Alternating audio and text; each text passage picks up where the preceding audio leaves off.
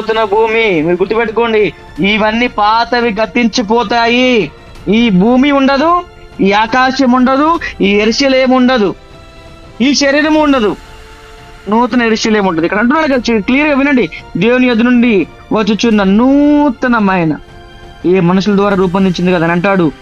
నేను వెళ్ళుట మీకు మంచిది, ఇదిగో నేను వెళ్ళి మీకు నివాసము సిద్ధపరచెదను. చేతి పని కాని నివాసాన్ని మీకోసం ఏర్పరచడానికి వెళ్తున్నా.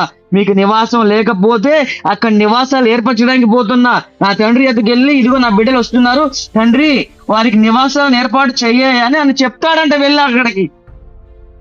హల్లెలూయా. ఏం చెప్తున్నా? నివాసాలు ఏర్పరచాయా వాళ్ళ కోసం నువ్వు.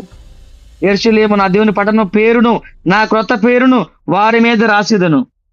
కడుపులో ఉన్నప్పుడు మీ అమ్మ నాన్న అనుకున్న పేర్లు కాదు, మీ తాత ముత్తాతల పేర్లు కాదు, అదండి మీ తాత ముత్తాతల పేరు కాదు. ఆయన కొత్త పేరు పెడతాడంట, వారి మీద రాసేదను.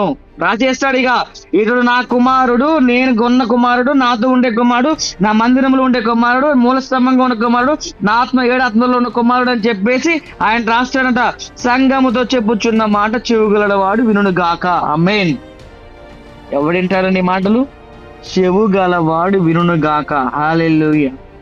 నీ కొత్త పేరు కావాలి, కొత్త ఆకాశం కావాలి, కొత్త యెరూషలేము కావాలి, నీ దీపం వెలగాలి, నువ్వు అనేక మందికి ప్రజ్వలించాలి, నువ్వు అనేక మందిని దీవించాలి, ఆశీర్వదించాలి, నువ్వు దేవుని రాజ్యంలోకి వెళ్ళాలి, దేవుని నీతిని చూడాలి, దేవుని సింహాసనం మీద కూర్చున్నప్పుడు ఆయన చూస్తూ నువ్వు ఆనందించాలి, గంతులు వేయాలి, నువ్వు పరచించుకోవాలి, వేలాది కోట్ల దేవదూతలను ఆరాధిస్తుండగా నువ్వు ఆరాధించాలి, ఆయన మోమును చూడాలి, ఆయనతో ఉండాలి, ఆయనతో బ్రతకాలి, ఆయన కోసం నువ్వు జీవించాలి.